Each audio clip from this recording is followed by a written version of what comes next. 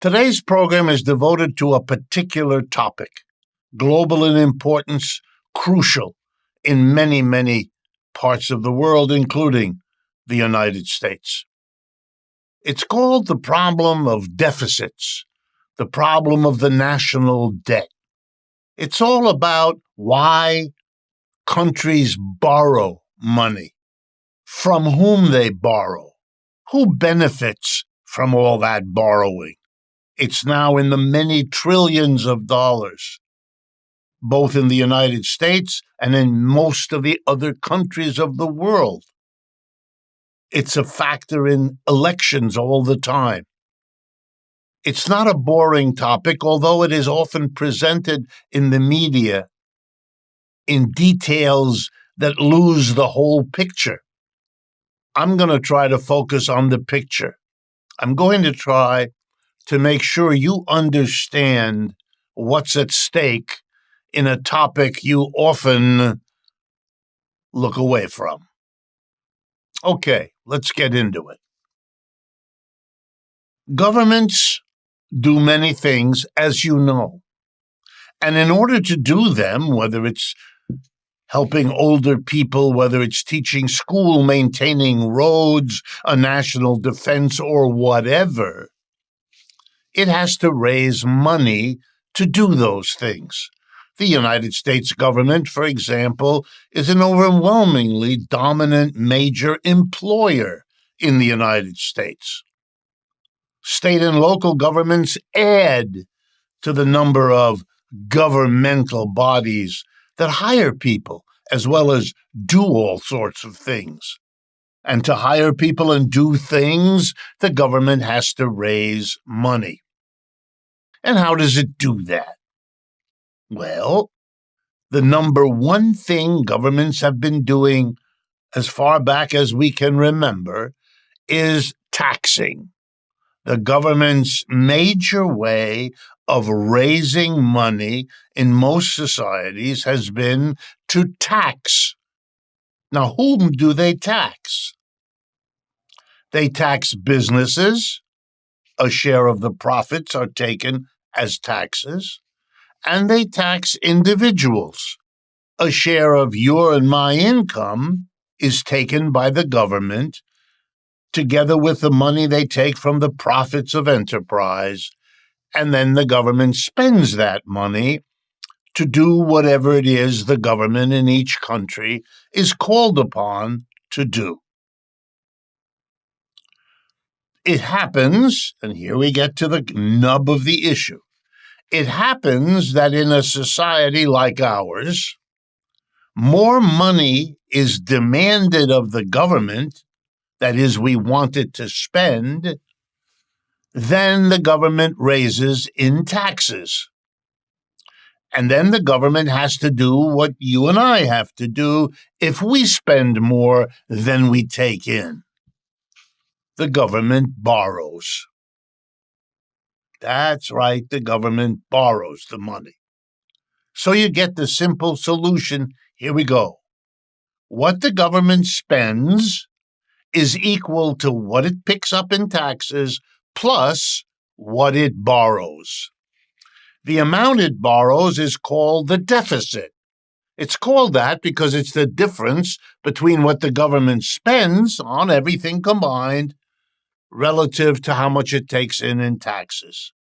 The more it takes in taxes, the less deficit it needs to have. When the government borrows, it does so typically in the following way. It issues pieces of paper, like an IOU. The government, having borrowed, owes whoever lends to the government, and it writes out an IOU called a government security or a government bill or a government bond. The words don't matter. The idea is the government borrows, promises to repay the borrowing, gives the lender a piece of paper that has on it, you will be paid back on such and such a date, 2 months, 2 years, 20 years from now. And each year we will give you so much in interest because you have lent us the money. That's what governments do. They have to pay interest when they borrow, just like anybody else. If you add up the total amount of outstanding IOUs, borrowings that the government did in 1849, in 1924, and last year, minus whatever portion of that the government may have paid back, and it does do that sometimes, what you're left with is the total amount of accumulated deficits. And the word for that is the national debt. It's the total amount of money that the government has borrowed and not yet paid back. It's what the government owes to the lenders that have come forward to enable the government to borrow. That's all these words mean. Don't get lost in the weeds. But it turns out that when you look at this, as we're about to do, you will discover that the national debt is a wonderful thing for corporations and rich people, but not for you, and not for me. For us, it's an immense ripoff. It turns out, as I will show you, that it's just a disguised tax. You might call it a postponed tax. I'll explain all that, and then you'll understand why we are, as a nation, in many trillions of dollars of deficit this year, on top of much more in the way of trillions of dollars of accumulated national debt. And we are not in any way unusual among countries in doing this. It is a big capitalist problem. When capitalism came into existence, there were already national debts. But capitalism, far from solving or removing or fixing the problem, made it infinitely worse. Here in the United States, for example, one of the biggest sources of government borrowing reveals what's going on. Let me tell you about it. When governments do something that is unpopular, that large numbers of people and maybe even majorities don't want and don't like, that's when they borrow. I'll give you an example. The biggest amount of borrowing is typically happening when the United States, and this is not again unusual among countries, goes to war. Wars are often things Americans don't want, don't like. Or maybe at the beginning they do in patriotic fervor, but not for long. Governments kill people.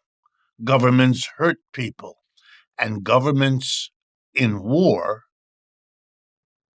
don't just kill people and hurt people in war, but they cost a lot of money. So the question becomes in every war, for example, right now, the war in Ukraine, which is fought by Ukrainians and Russians, but is funded by the United States on the Ukrainian side, and ditto the war in Gaza, waged by Israel, but paid for and funded and weaponized by the United States. The government of the United States pays for these wars huge amounts of money. Israel and Gaza, for example, and the Ukraine, if you put them together, have cost us already over $100 billion. The government could raise that money by taxing us. If they dared do that, which they don't, but if they dared, then we would be reading in the newspaper not only the grisly details of death and destruction in Ukraine and in Gaza. We would be also reading stories that would explain to the American people that if that's to be paid for by taxes, it'll cost us $300 to $400 per American citizen. That's at $1,200, $1,500 per family per year. If you think there's opposition to war now, I can assure you that opposition would be 10 times larger if the people who are paying for it understood it because they got a tax bill. So governments don't do that. They dare not. Instead, they borrow the money because that way they can talk about the war and not have the danger that people understand what it costs and what part of that cost each of us are going to be asked to pay. Okay. Why, in general, even when there isn't a war, do governments borrow money as they do, as the United States government has done all along for a long, long time? And the answer is our system. And in the time remaining in the first half of today's show, quickly, I'll tell you what it is about our system that makes it work like that. Taxes are paid by corporations and by individuals. Neither of them wants to pay the taxes. Both of them want all kinds of things from the government. Corporations want lots of services and lots of subsidies and lots of help marketing their goods and getting their inputs and hiring their workers and teaching their workers in schools. They want the government to do a lot, but they don't want to pay taxes. And the mass of people don't want to pay taxes, but they want the government to help them with a good hospital system, a good road system, and lots of other things. So you got the two sources of taxes, corporations and individuals, who don't want to pay, but who have huge demands they put on the government. Okay, this is crazy. If the government's going to do what people want, it has to raise the money. If you don't let it raise the money, it can't do what you want. Here's the solution. Politicians figured it out. You can give people what they want and not tax them by borrowing instead, and that's the reason we have the deficits we do. It's a dysfunctional system we live in. We're devoting today's program to these questions of deficits and national debts to make sure that we all understand the basics and are not fooled by the way that politicians, academics, and the people who should know better, government advisors, the way they tell the story, it's lost in details that make most people's eyes glaze over before they change the channel. But in fact, it's crucial to your life and mine, and that's why we're doing this. Okay, we left off, as I explained, that governments borrow because it's the politicians' cheap way out. That is, the politicians can give us no increase in taxes. You notice how they stumble over each other, promising that. Meanwhile, giving corporations what they want and giving the public as much as they can what they want. Why do they do that? Well, clearly, from the public, they need votes. And beyond a certain point, you can't tax people without them coming back and not voting for you. They've all learned that lesson. Corporations, it's a little different. If you tax them, they won't give you money, donations, pay for the lobbyists to do your job, give your party the money it needs for expensive TV ads, thereby jeopardizing your election. So the corporations know you're going to take care of them by not taxing them. And the corporations repay your kindness. They give you the big donations, the big contributions. And what do the politicians use them for? To not explain, or rather to explain falsely what's going on here. To hide from most of you what is in fact going on. Here is the key point. Corporations get out of paying their fair share, just like rich people do. All tax studies show you that. Take a look. I've done it on this program countless times. You should know. Corporations get out of paying taxes. Many of the biggest corporations pay no taxes year after year. The tax code is written to enable them to do that.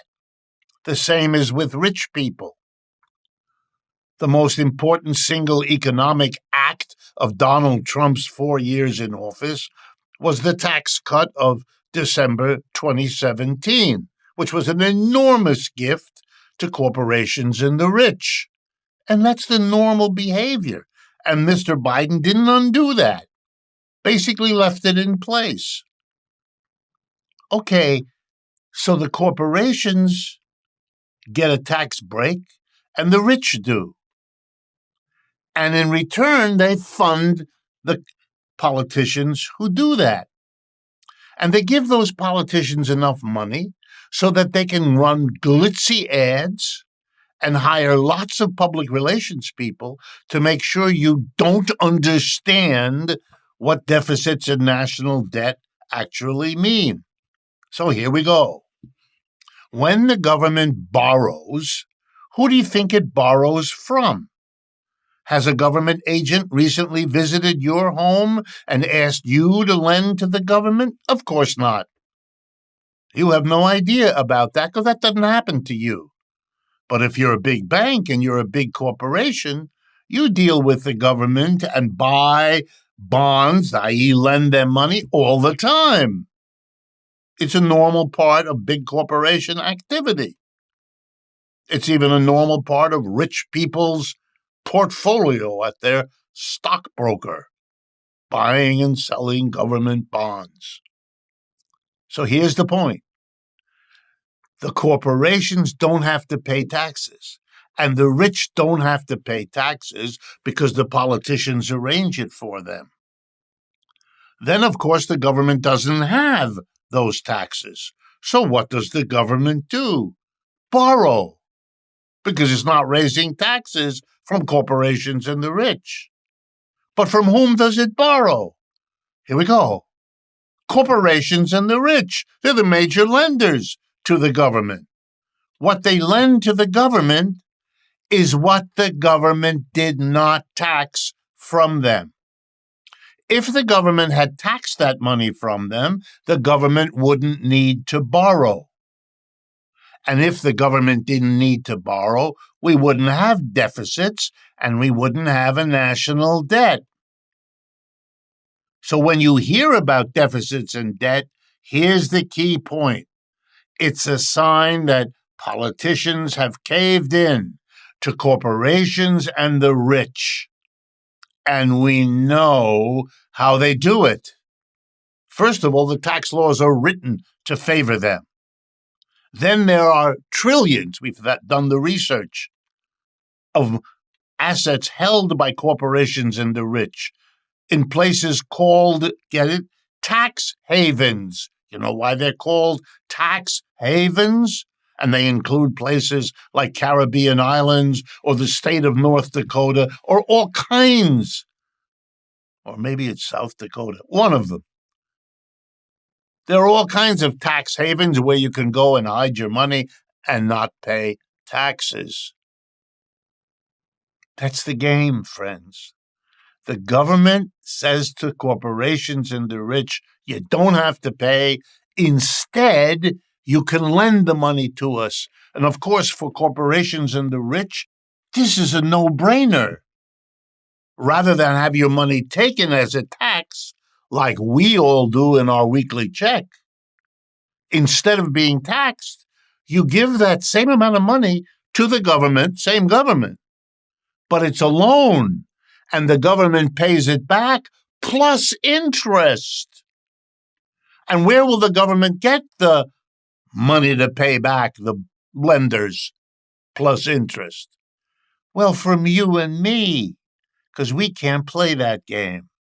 We don't have the money to lend the government. It is a scam and a ripoff, and it always has been. It is one of the greatest gifts modern capitalist governments give to their corporations and the rich.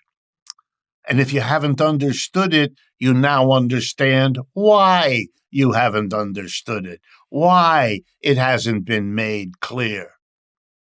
Don't get lost in the details. That's the core reality. Politicians can no longer push more taxes on the mass of people. There would be more of a tax revolt. We've already seen it. And the corporations and the rich tell the politicians, you dare tax me, I'll give more money to your opponent, and you will be out of here and replaced by a politician who will recognize how he or she got into office and never do that again. That's the game.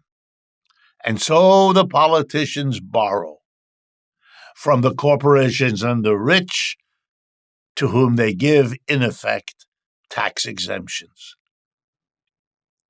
When I say don't get lost in the details, let me bring a couple up to you so you understand how the game is even played beyond what I have just told you about deficits and national debt.